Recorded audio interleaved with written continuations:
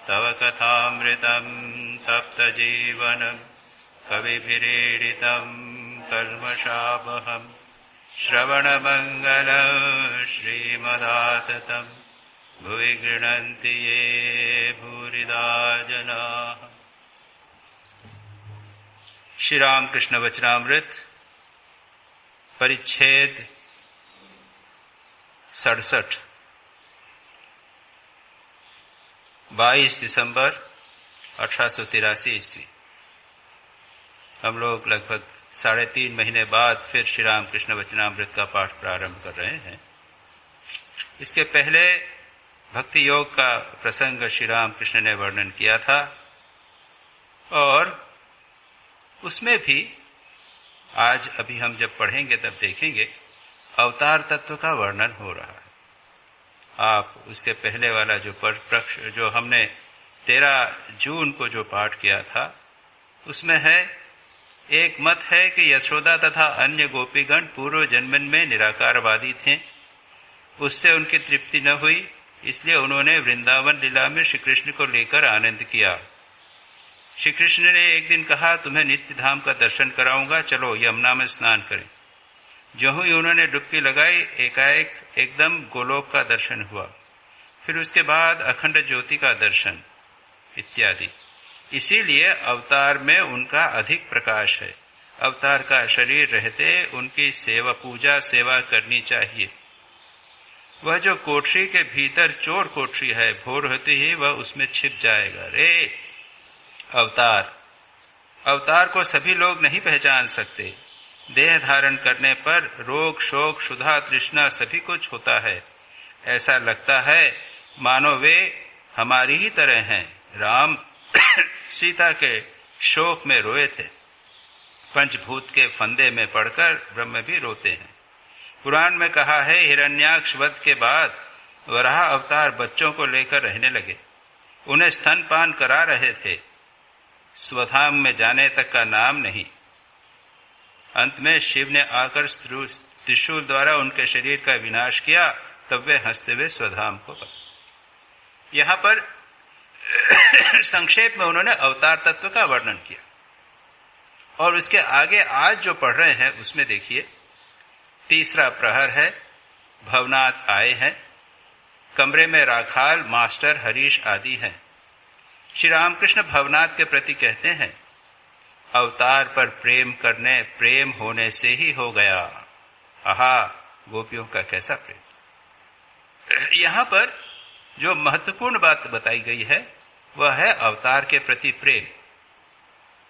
राम कृष्ण चैतन्य श्री रामकृष्ण, यह अवतार, इनके प्रति प्रेम होना चाहिए।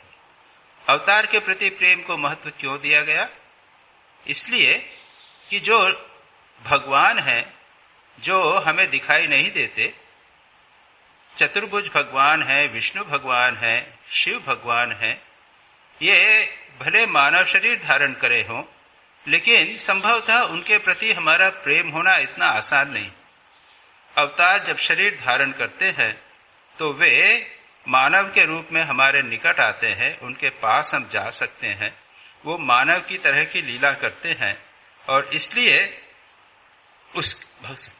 सच पूछा जाए तो भगवान अपने को मानव को भगवान अपने ओर खींचने के लिए ही अवतार धारण करते। एक होता है हम अपने प्रयत्न के द्वारा भगवान तक पहुंचे, अवतार में भगवान ऊपर से नीचे उतर कर आते हैं, हम प्रयत्न द्वारा नीचे से ऊपर जाते हैं। भगवान अपनी कृपा से भक्तों की इच्छा पूर्ति करने के लिए अवतार धारण करके नीचे आते हैं। ये उनकी कृपा है और ऐसे में कई बार उनको पहचानना कठिन होता है। राम रोए थे, राम सीता के लिए रोए थे, उनको तो वनवासी समझता था, रावण वनवासी ही समझता था।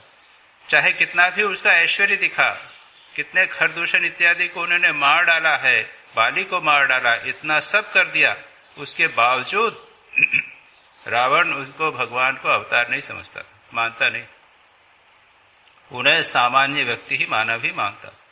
बहुत कम लोग थे, यहां तक कि श्री रामकृष्ण स्वयं कहते हैं कि भरद्वाज ऋषि, कुछ ऋषि जो है राम को भगवान अवतार मानते थे, बाकी ऋषियों ने कहा था कि राम तुमको तो हम दशरथ का पुत्र मानते,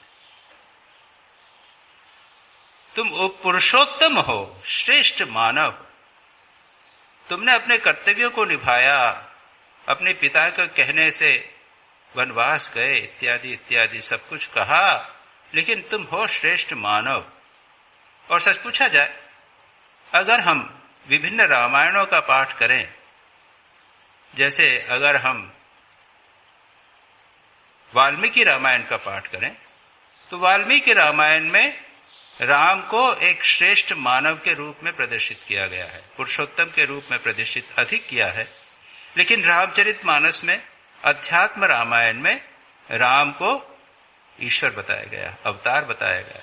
यह बताया गया है कि वे अपने स्वरूप को जानते थे।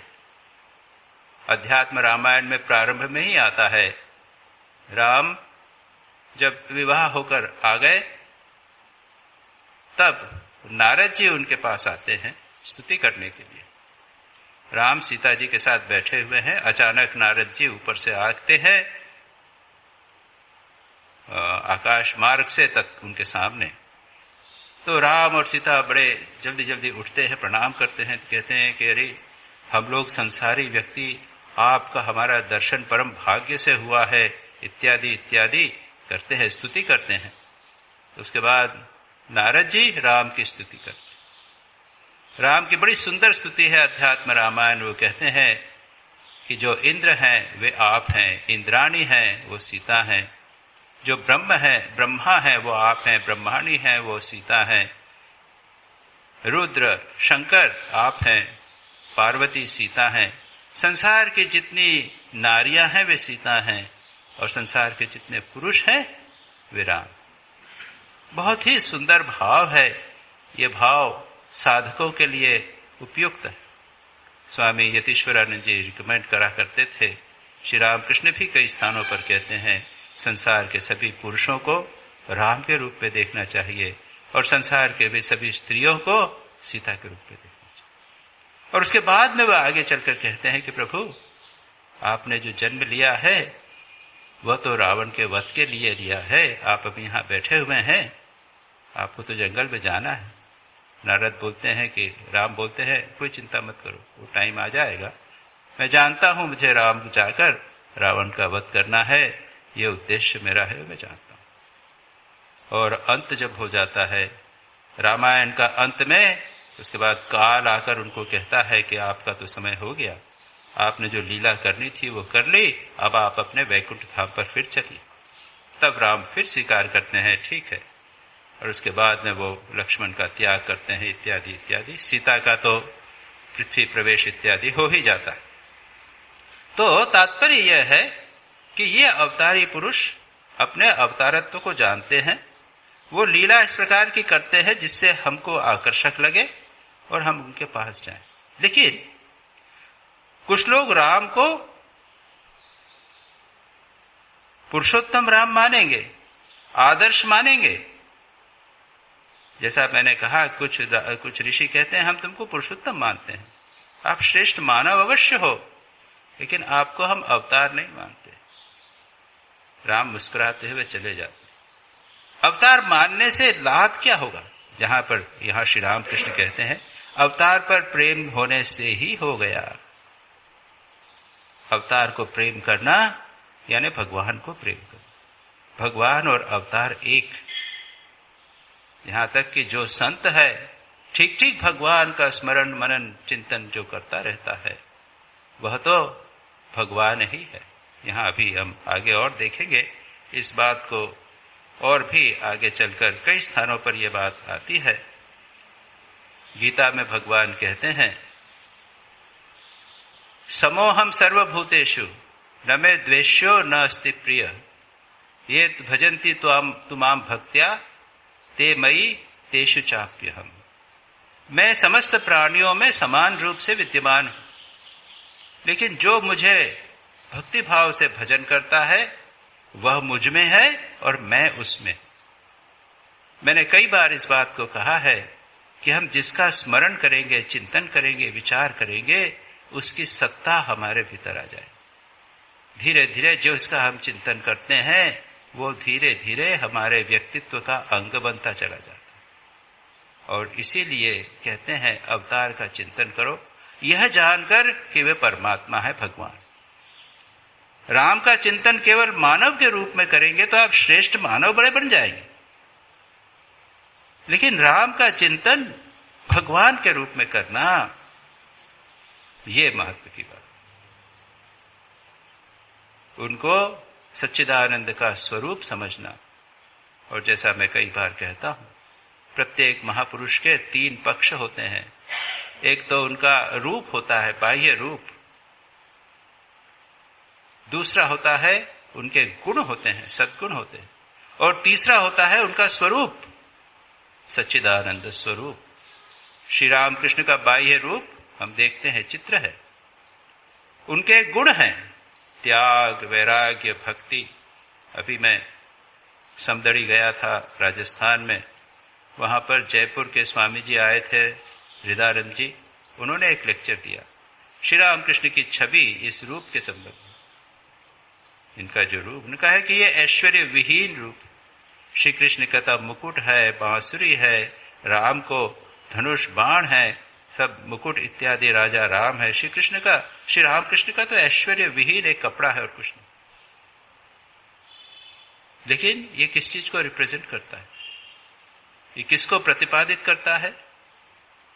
त्याग और आनंद, रिनंसिएशन एंड ब्लिस। त्याग है, देखते हैं आप, कुछ नहीं, एक कपड़ा। और आनंद, चेहरे से आनंद फूट रहा है। कुछ चित्र ऐसे हैं जिसमें आप देखेंगे चेहरा आनंद से फूट। ये श्री राम कृष्ण के जीवन के ये 2 बहुत महत्वपूर्ण मानो गुण हैं। श्री राम कृष्ण रिप्रेजेंट्स ये चीजें। श्री राम कृष्ण 2 चीजों के प्रतिनिधि हैं, त्याग के और भगवत आनंद। संसार की समस्त वस्तुएं हमें प्राप्त होती हैं, लेकिन सुख नहीं प्राप्त। संसार की छोटी मोटी चीजें प्राप्त होती है, पैसा प्राप्त होता है, पुत्र प्राप्त होता है, पति प्राप्त होता है, पत्नी प्राप्त होती है, मकान वगैरह मिलता है, लेकिन स्थायी सुख मिलता है क्या? थोड़ा सा अंश, एक बूंद मात्र सुख मिलता है। श्री रामकृष्ण को तो कुछ नहीं, बाहरी ऐश्वर्य नहीं, धन नहीं, नाम यश नहीं, कुछ नहीं, लेकिन आनंद से भरपूर। ये 2 चीजें श्री रामकृष्ण में पूर्ण रूप से विद्यमान। तो ये क्या हुआ? ये गुण हुए महापुरुष के। और भी श्री रामकृष्ण के बहुत सारे गुण हैं, उसकी चरना करुणामय हैं इत्यादि सब। और उसके पीछे है स्वरूप सच्चिदानंद। और ये सच्चिदानंद स्वरूप अवतारों में सबसे अधिक प्रकट होता है। इसलिए जब हम अवतार को, हमारा मन स्थूल रूप चाहता है, हमारा मन गुण चाहता है, इसलिए आपके सामने मानव हैं, आसानी से आप समझ सकते हो उनके। उसके माध्यम से आप श्री रामकृष्ण के निकट पहुंचोगे। और उसके बाद जैसे जैसे निकट पहुंचोगे, उनमें भीतर जो ऐश्वर्य है, ईश्वरत्व है, वह अधिक अधिक हमारे जीवन में हमें उसका अधिक अधिक अनुभव होने लग जाए। और हम धीरे धीरे उसे अपने जीवन में ग्रहण कर सकेंगे। तो ये तो अवतार के ध्यान की बात। श्री रामकृष्ण यहां पर एक दूसरा शब्द यूज करते हैं, वो कहते हैं अवतार पर प्रेम होने से ही हो गए। प्रेम होना। हम संसार के अपने बंधुओं से, साथियों से, मित्रों से, भाई बहन परिवार के व्यक्तियों से प्रेम करते हैं, वैसा प्रेम अवतार से। श्री रामकृष्ण तो उस समय थे, और बहुत से लोग, स्वामी विवेकानंद, उनके श्री रामकृष्ण के गुरु भाई, उन लोगों ने श्री रामकृष्ण से खूब प्रेम किया। हमारा प्रश्न है, हमारी समस्या है, गोपियों ने श्री कृष्ण से प्रेम किया। भरत, लक्ष्मण, हनुमान ने राम से प्रेम किया, सीता ने राम से अनन्य प्रेम किया। ये तो उनके साथ थे, ये मानो हमें दिखाते हैं, ये दे आर द एग्जाम्पल्स। प्रश्न ये है, हम भगवान से, हम अवतार से कैसे प्रेम करें? और ये शास्त्र, ये स्वाध्याय, भागवत की कथा, रामायण की कथा, कृष्ण की कथा, इसका उद्देश्य क्या है? उनके प्रति हमारा आकर्षण बढ़े। कृष्ण की बाल लीला, नटखट लीला कैसी रोचक, बार बार देखो, बार बार पढ़ो तो मन लग जाता है, इच्छा होती है उस बालक को प्रेम करने। श्री राम कृष्ण की लीला पढ़ो, धीरे धीरे श्री राम कृष्ण के प्रति मन आकृष्ट होगा, उनसे प्रेम करने की इच्छा होगी। ये है, और तब हमारे जीवन में एक नया अध्याय, नया परिवर्तन हो। यही श्री राम कृष्ण कहते हैं, अवतार पर प्रेम होने से ही हो गया। अपने इष्ट से प्रेम करना, हम लोग अभी जप करते, थोड़ा सा सुबह शाम इष्ट का नाम का जप कर लिया, ये प्रारंभ है, पर्याप्त नहीं, प्रेम होना पड़ेगा और तब जीवन परिवर्तित हो जाए। जीवन परिवर्तित, कैसा प्रेम करना? जैसे हम अपने सगे संबंधियों से करते। मैंने कई बार उल्लेख किया है, बलराम बोस श्री राम कृष्ण के अनन्य भक्त एक बार श्री राम कृष्ण के पास आकर बोले कि भगवान को इतना पुकारता हूं, भगवान, आप कहते हैं भगवान को पुकारो, उसके लिए रो, उनका दर्शन होगा, कितना करता हूं, भगवान तो दर्शन वर्शन को देते। तो उन्होंने कहा कि तुम भगवान को प्रेम करते हो, प्रेम से पुकारते हो? तो कहे हाँ, प्रेम से नहीं तो क्यों पुकारो? क्या तुम इतना प्रेम करते हो जितना अपने पत्नी और पुत्र से करते हो? नहीं, उतना तो नहीं। यहां समस्या उठ जाए। लेकिन एक बार भगवान के प्रति, अवतार के प्रति ऐसा गहन प्रेम जैसा अपने सगे संबंधियों से होता है, अपने सबसे प्रिय व्यक्ति के लिए होता है, ऐसा हो जाए तो श्री राम कृष्ण कहते हैं अवतार पर प्रेम होने से ही हो गया, फिर और कुछ करने की। वो अपने आप में एक सबसे बड़ी साधना भक्ति हो जाती है। ध्यान जब, उसके बाद नहीं, प्रेम हो गया, प्रेम हो गया। अपना आत्मीय समझकर, अपना सबसे निकटतम समझकर भगवान को प्रेम करें, पुकारें। श्री राम कृष्ण ने तो भगवान को मां बताया। श्री राम कृष्ण ये अवतार है, उनको मां समझ लिए। पुरुष शरीर है तो क्या हुआ?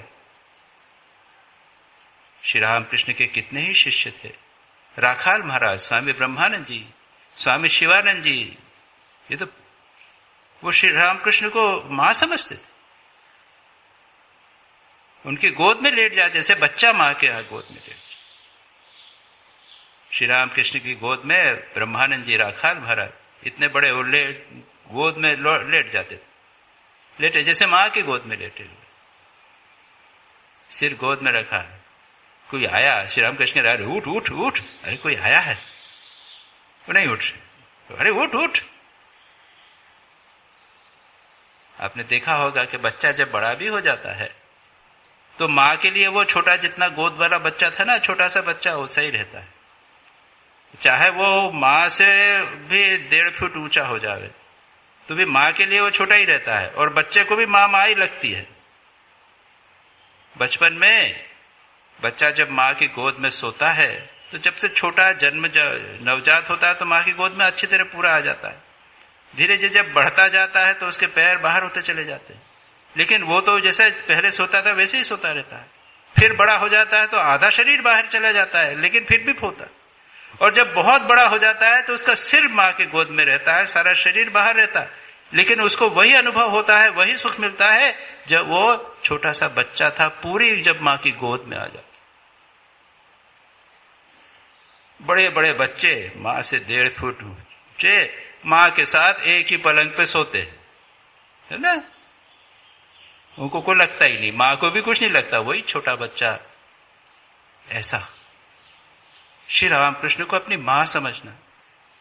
श्री राम कृष्ण ने आज के युग में यह बताया, मोस्ट इंपॉर्टेंट, उनके बहुत सारे जो संदेश हैं, बहुत सारे जो मैसेजेस हैं, बहुत सारा जो उन्होंने बताया है उसमें एक ये भी है, भगवान को मां समझकर प्रेम कर। गोपियों ने मधुर भाव बताया, भगवान को अपना स्वामी पति समझना। राम अवतार में दास्य भाव की विशेषता थी। भगवान राम स्वामी, हनुमान दास, भरत और लक्ष्मण भले ही उनके भाई रहे हों, लेकिन भाव है सेवा करेंगे। श्री राम कृष्ण के युग में श्री राम कृष्ण भगवान को मां, और एक बार ये आ जाए कितना सुंदर, कितना सुंदर। और दुर्भाग्य है आप लोगों को तो बंगाली भजनों का, बंगाली आपने पढ़ा नहीं, जानते नहीं है। कुछ भजन है बंगाली में माँ के संबंध में। अधिकांश ये जो जिनका हम काली कीर्तन कहते हैं, श्यामा संगीत कहते हैं, माँ जगदम्बा को माँ समझकर, और उससे राम प्रसाद, ये कमलाकांत के जो भजन हैं इतने मार्मिक हैं, इतने मार्मिक है कि बस। उसमें है, तोर कोले लुटाए था की माँ, मैं तुम्हारे माँ, तुम्हारे गोद में मैं लेटा रहूंगा, माँ माँ बोलकर तुम्हारे चेहरे पर देखता रहूंगा। मैं छोटा सा बच्चा होऊंगा माँ, तुम्हारी गोद में बैठकर माँ माँ पुकारता रहूंगा। इस तरह के बहुत सारे सुंदर सुंदर, अत्यंत सुंदर सुंदर भजन है। तो जब किसी अवतार को आप माँ समझ लें, अगर अवतार को आप माँ समझ लें, चाहे पुरुष शरीर होवे, तो उनके साथ निकटता का आसानी से संबंध हो जाता है, जिस प्रकार अपनी माँ से होता है। कुछ भी बोल सकते हैं, झगड़ा कर सकते हैं, सब कर सकते हैं। ये आज के युग में श्री रामकृष्ण ने एक विशेष बात बताई है, अवतार से पर प्रेम करना माँ के रूप में। हम संतान हैं, अबोध संतान हैं, और भगवान को, अवतार को माँ के रूप में प्रेम। फिर श्री रामकृष्ण गोपियों की बात करते हैं। आहा, गोपियों का कैसा प्रेम था, यह कहकर आप गोपियों के भाव में गाना गा रहे हैं। जैसे मैंने यहाँ पर गोपियों की भाव, मैंने आपको श्यामा संगीत की बात कही, राम प्रसाद, कमलाकांत, ये बंगाल का जो भाव है वो मैंने आपके समक्ष बताया। कहकर आप गोपियों के भाव में गाना गा रहे हैं। मेरा सुझाव है, अगर कभी आप लोग बंगाली सीखिए। ये जो रस इस काली कीर्तन में है, जो है वो आप टेस्ट नहीं कर सकते। आगमनी के भजन हैं जिसमें माँ आने वाली हैं, दुर्गा पूजा अभी चालू हो गए, भजन चालू हो गए बनारस में वगैरह। सब लोग, हम लोग रोज शाम को 1 घंटे भजन करते हैं। वो कहते हैं कि अरे जाओ माँ को लाओ, वो रो रही थी, वो अकेली बैठी हुई थी, उसको लेके आओ। है गिरी, गिरी यानी गिरिराज, हिमालय की माँ कन्या है ना, तो माँ की माँ हिमालय से बोलती है कि जाओ गिरी, उसको लेके आओ। मैंने स्वप्न देखा है कि वो रो रही है।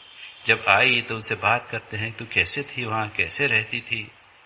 तेरा पति तो है, वो तो भांग खाए पड़ा रहता था, यानी शिव जी भांग खाए रहते थे, तू ऐसे में कैसे रहती थी? इतने सुंदर सुंदर भाव हैं उसके।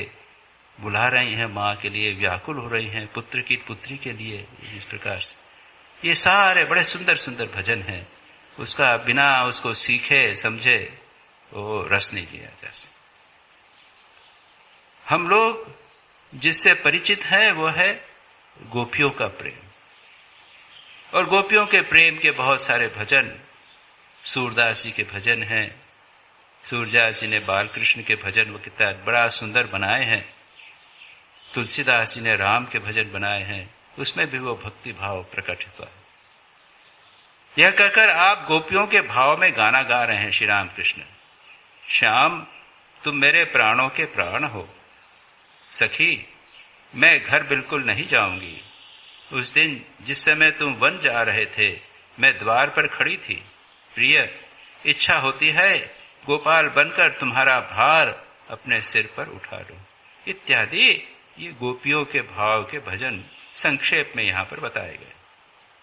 श्री राम कृष्ण आगे कहते हैं, रास के बीच में जब श्री कृष्ण छिप गए, गोपियां एकदम पागल बन गई। एक वृक्ष को देखकर कहती हैं, तुम कोई तपस्वी हो, कृष्ण को तुमने अवश्य ही देखा होगा, नहीं तो समाधि मग्न होकर क्यों खड़े हो। तृणों से ढकी हुई पृथ्वी को देखकर कहती हैं, हे पृथ्वी, तुमने अवश्य ही उनके दर्शन किए हैं, नहीं तो तुम्हारे रोंगटे क्यों खड़े हुए हैं। अवश्य ही तुमने उनके स्पर्श सुख का उपभोग किया होगा। हे माधवी लता, वह फिर माधवी लता को देखकर कहती हैं, हे माधवी, मुझे माधव ला दो। गोपियों का कैसा प्रेमोन्माद। ये वर्णन आपको रास पंचाध्यायी में मिलेगा। श्रीमद् भागवत के 10वें स्कंध के कुछ 5 चैप्टर्स हैं जिसमें रासलीला का वर्णन है। श्री कृष्ण बांसुरी बजाते हैं, पूर्णिमा की रात है, गोपियां आती हैं और बड़ा अंतर संवाद इत्यादि है। गोपियों को अहंकार हो जाता, गोपियों को अहंकार हो जाता है कि हम श्री कृष्ण को कैसा प्रेम करती हैं। ये गोपियों को प्रेम को महत्व इसलिए दिया गया है कि यहां पर स्वार्थ बिल्कुल नहीं। कई प्रकार के प्रेम होते हैं। एक तो होता है स्वार्थी प्रेम, किसी स्त्री या पुरुष को प्रेम किया जाए खुद के सुख के लिए। दूसरा होता है समंजसा, तुम भी सुखी मैं भी सुखी। और तीसरा होता है जिसे प्रेम करते हैं उसके सुख को अधिक महत्व देते हैं, स्वयं के सुख को नहीं। उसके कर्तव्य, उसके लिए अपना त्याग करते हैं। यह था गोपियों का प्रेम। वो अपना सर्वस्व, अपने प्राण भी श्री कृष्ण के लिए निछावर करने को तैयार। ऐसा था भरत का प्रेम, ऐसा था राम का भरत के प्रति प्रेम। ये प्रेम ये इतनी आसान चीज नहीं है। बोलना सरल है, आजकल सभी जगह प्रेम की बातें हैं, वो केवल भौतिक आकर्षण मात्र रहता है। प्रेम में सर्वस्व का त्याग होता है। जब भरत राम को लेने के लिए गए चित्रकूट में, तब उन्होंने कहा कि सारी सामग्री लाया हूं, आपका राज्याभिषेक करेंगे। राम ने मना किया कि मैं धर्म के लिए, पिताजी के आज्ञा के लिए मैं आया हूं यहां पर। पिताजी ने कहा तुमको राज्य दिया है, तुम राज्य लो। भरत कहता है कि नहीं, ये मैं नहीं लेने वाला हूं, ये राज्य आपका ही है। राम जब नहीं मानते तो भरत कहता है ठीक है, फिर मैं भी यहां पर बैठकर अपना अन्न ग्रहण नहीं करूंगा, अन्न जल ग्रहण को नहीं करूंगा और यहां पर आपके सामने शरीर त्याग दूंगा। राम कहते हैं भाई मुझे ये धर्म संकट में मत डालो, तुम्हारा प्रेम एक और है और मेरा धर्म है। और फिर कथा इस प्रकार की है रामचरितमानस में कि वो आ जाते हैं, जनक जी आ जाते हैं, उनके सामने कथा मीटिंग होती है, क्या करें।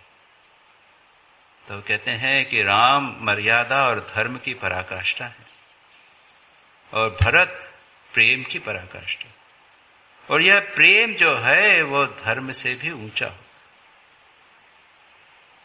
तो भरत तुम्हारी जीत हुई, लेकिन धर्म प्रेम की भी एक कंडीशन है।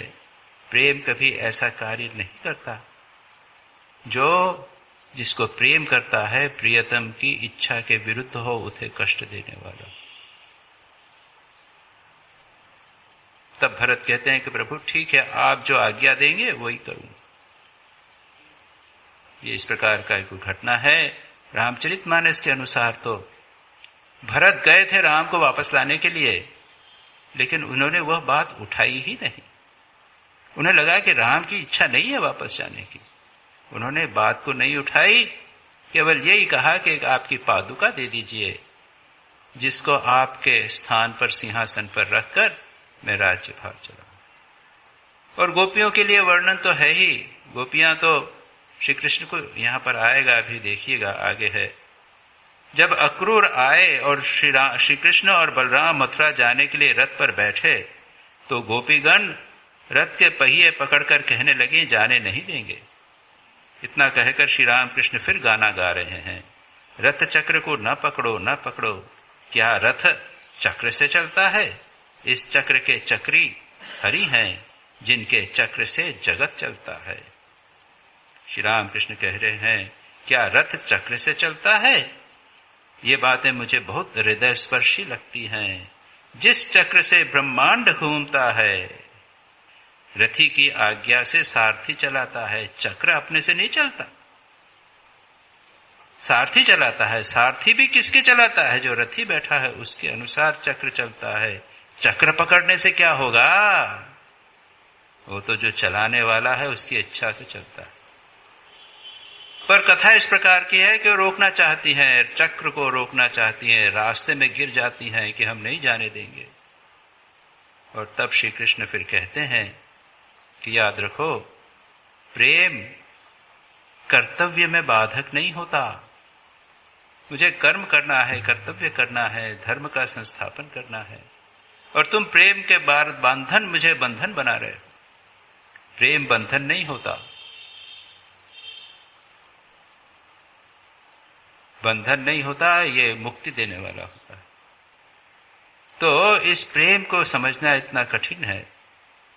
और गोपियों के माध्यम से उन्हीं 5 अध्याय में बड़ा सुंदर वर्णन है। श्री कृष्ण ने जब देखा कि गोपियों में अहंकार हो गया है तो वे विलुप्त हो गए। रास के पहले का वर्णन है, वो विलुप्त हो गए। गोपियां व्याकुल हो गईं, ढूंढने लगी कहां है। और श्री राम कृष्ण कहते हैं पागल बन गई, उनको देहबोध नहीं रहा, ये जगत की सत्यता का बोध नहीं रहा। जगत क्या है क्या नहीं है समझ में नहीं आ रहा है। वृक्ष को कहते हैं ये तो तपस्वी है, गहरे ध्यान में बैठा हुआ है, ये इसने श्री कृष्ण को अवश्य देखकर ध्यान कर रहा है, नहीं तो समाधि में क्यों खड़ा हुआ। पृथ्वी को देखकर कहती हैं इसके जो तृण है ये तो रोंगटे खड़े हो गए हैं, अवश्य ही इसे श्री कृष्ण के पाद स्पर्श का आनंद प्राप्त हुआ है।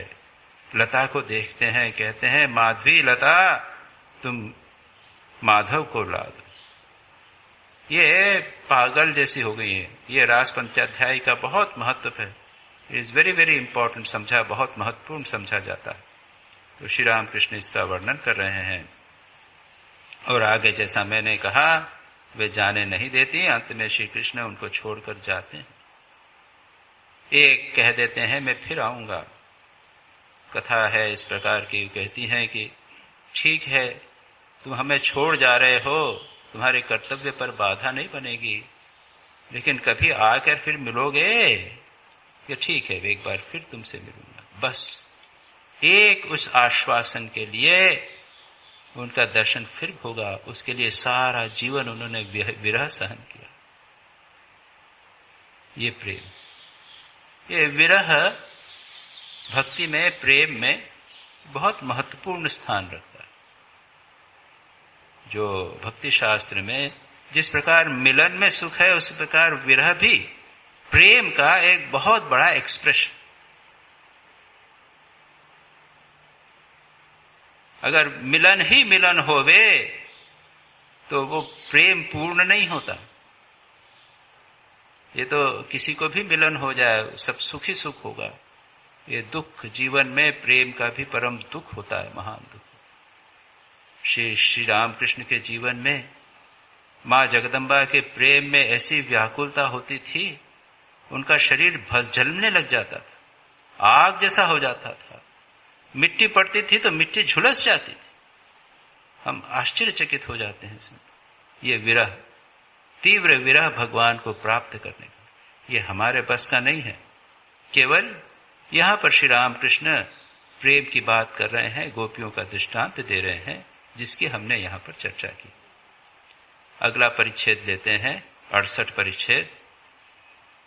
श्री रामकृष्ण अपने कमरे के दक्षिण पूर्व वाले बरामदे में राखा, लाटू, मणि, हरीश आदि भक्तों के साथ बैठे हुए हैं। दिन के 9 बजे का समय होगा। रविवार 23 दिसंबर 1883, अगहन की कृष्णा नवमी। देखिए, अगर आप लोगों ने दक्षिणेश्वर देखा है, कितने लोगों ने देखा है दक्षिणेश्वर? 2 3 4 5, 2 3 4 5 6। तब तो आपको आइडिया हो जाना चाहिए। दक्षिण पूर्व वाला बरामदा, श्री राम कृष्ण का कमरा, उसका पश्चिम की तरफ गोल बरामदा, उत्तर की तरफ एक बरामदा, उत्तर पूर्व की ओर बरामदा, दक्षिण पूर्व की ओर बरामदा। ऐसे बरामदे और उसके बाद में स्टेप्स ये बने हुए हैं। कल्पना में आप वहां जाइए, श्री राम कृष्ण कभी यहां बैठते थे, कभी वहां बैठते थे। वो उनके बहुत सारे कॉरिडोर जैसे आप कह सकते हैं, कभी पूर्व वाले पश्चिम वाले गोल बरामदे में भक्तों के साथ बात कर रहे हैं, कभी दक्षिण पूर्व वाले बरामदे में। आज दक्षिण पूर्व बरामदे में आज बैठे हैं राखाल आप जानते हैं स्वामी ब्रह्मानंद हुए, लाटू स्वामी अद्भुतानंद हुए, मणि मास्टर महाशय, हरीश आदि भक्तों के साथ बैठे हुए हैं। रविवार का समय, दिन 9 बजे का समय। मणि को गुरुदेव के यहाँ रहते आज 10 दिन पूरे हो जाएंगे। हमने देखा था श्री राम मास्टर महाशय बहुत दिनों से यहाँ पर हैं। 9 दिसंबर, 14 दिसंबर, 16 दिसंबर, 18 दिसंबर देखा ना आपने? अगर आप देखेंगे ये वो उन्होंने कंटिन्यूअस डायरी रखी है, उसका वर्णन है। 13, 22, 23 दिसंबर को आए, 10 दिन पूरे हो गए हैं। कितना सौभाग्य, एक साथ कंटिन्यूअसली 10 दिन रहे हैं गुरुदेव। सुबह शाम उनके पास में आए हैं। हम लोगों का भी स्मरण होता है, कभी 15 दिन जाके गुरुदेव के साथ रहे, 10 दिन रहे। और जो लोग सदा रहते होंगे उनका तो परम सौभाग्य कितना होता होगा। श्री मनोमोहन कोन्नगर से आज सुबह आए हैं।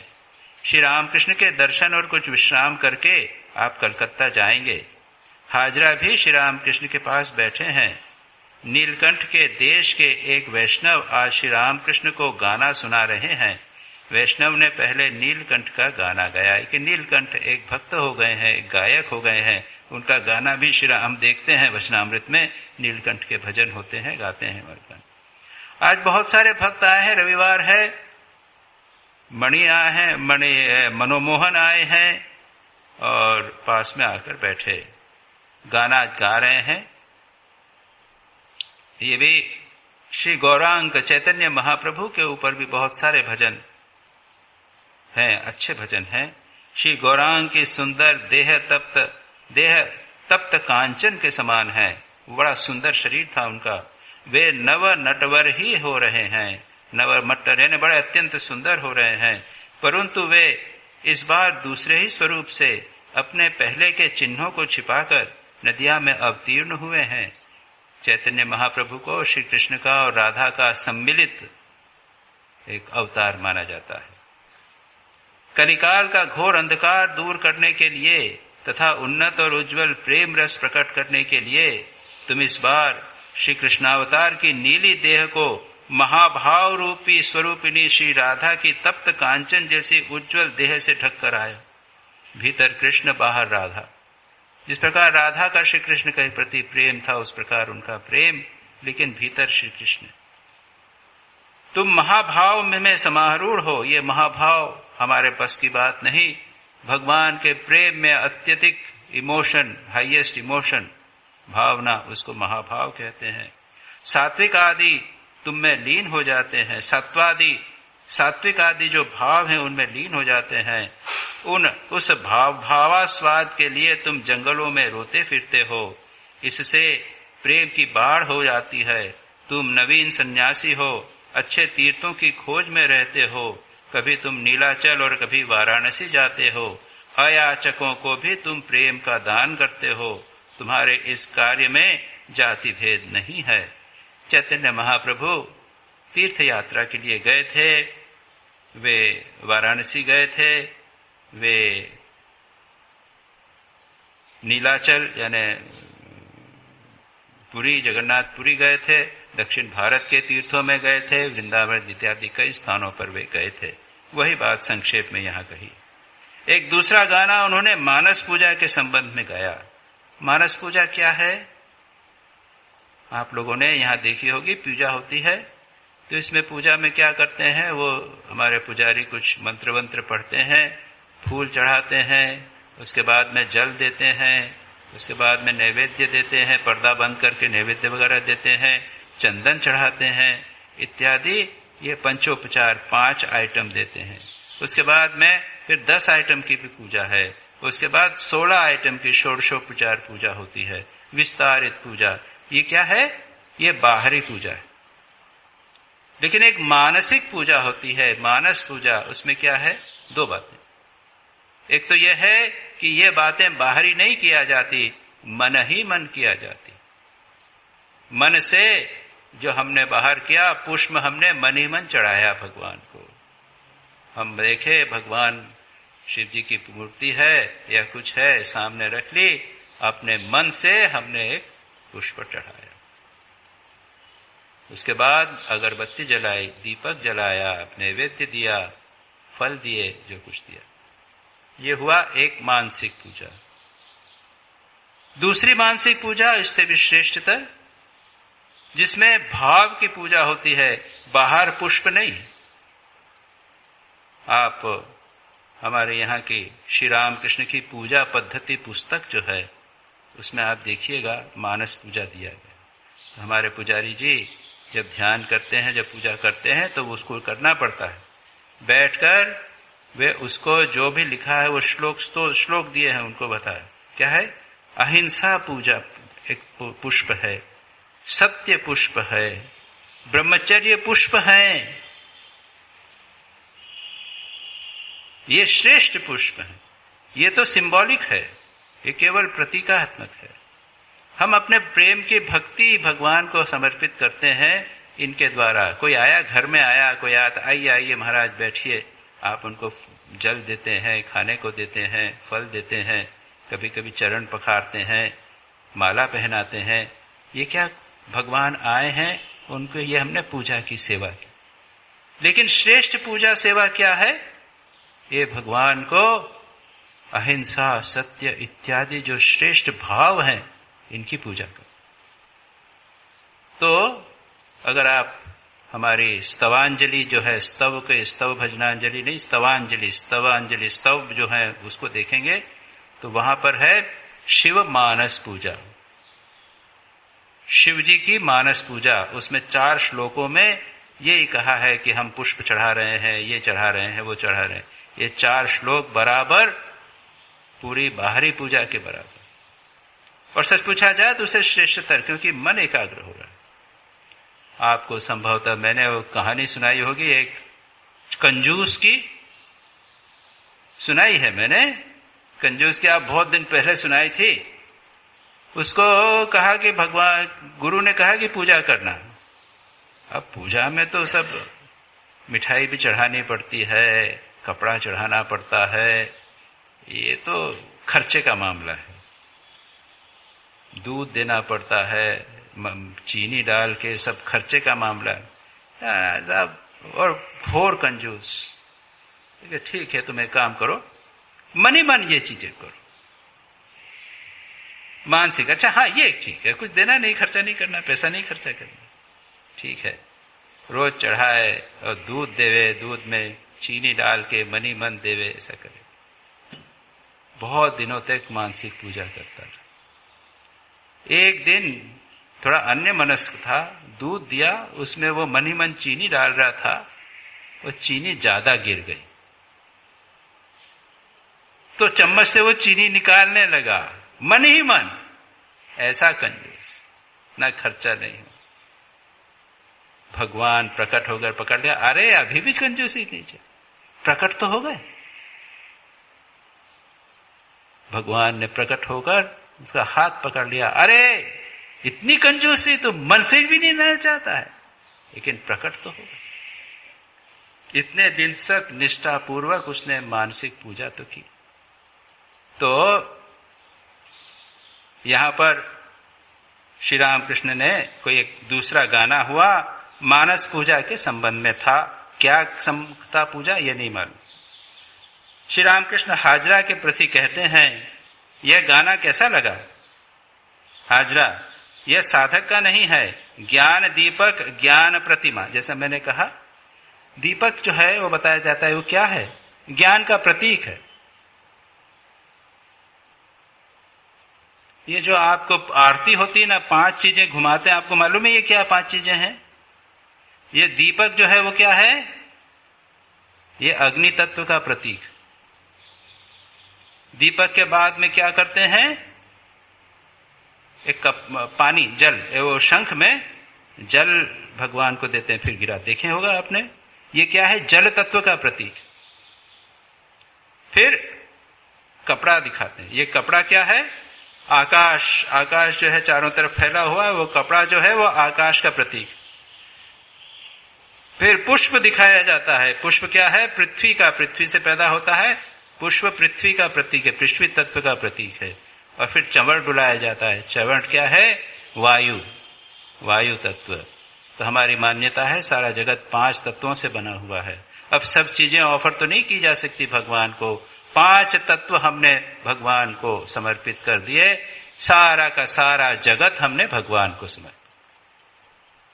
ये पीछे का भाव है। यहां पर भी कहा ज्ञान ज्ञान प्रदीप, ज्ञान प्रतिमा इत्यादि।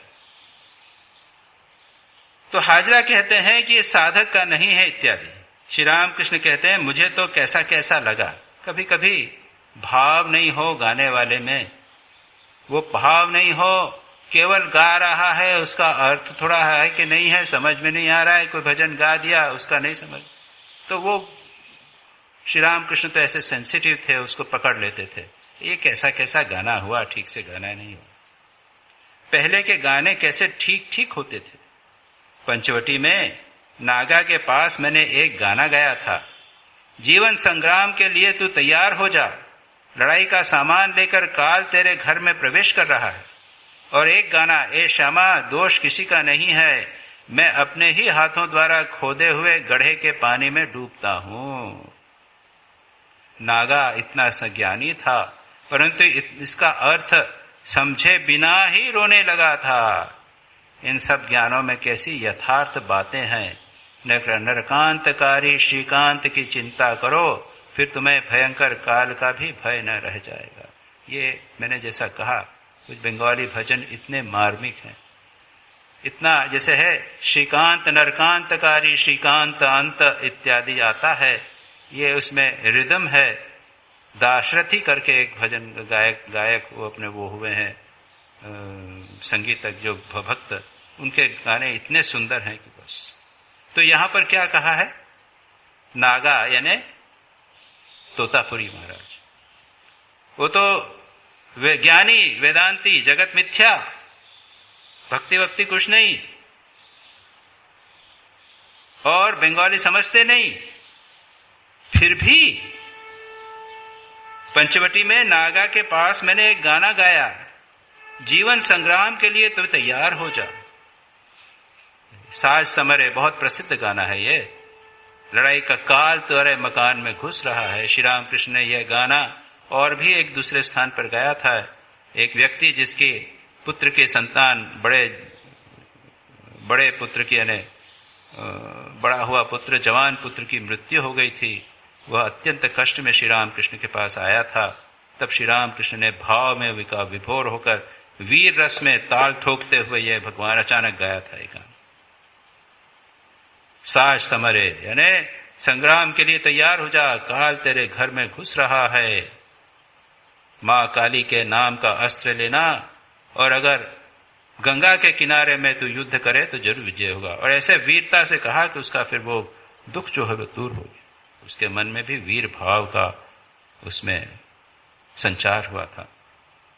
और दूसरा, ए श्यामा दोष किसी का नहीं, मैं अपने ही हाथों से द्वारा खोदे हुए गड्ढे के पानी में डूबता हूं। हमारी सबकी स्थिति यही है। हम अपने संसार में हमारे ही एक ककून, हमारा ही एक बना के घर में उसमें फंसकर और उसी में मरते हैं। ये दोनों गाने श्री रामकृष्ण ने और श्री रामकृष्ण के मुंह से गाना, एक तो उनका स्वर इतना सरल भाव सुंदर था, और वो भाव सदा भाव में गाया करते थे, भाव विभोर होकर उस जो गाना है उस भाव के साथ एक होकर गाया करते थे। उसका प्रभाव पड़ा। और तोतापुरी बिना समझे, इतना ज्ञानी, अर्थ न समझे हुए भी उनके आंखों में आंसू। ये महापुरुष के लक्षण।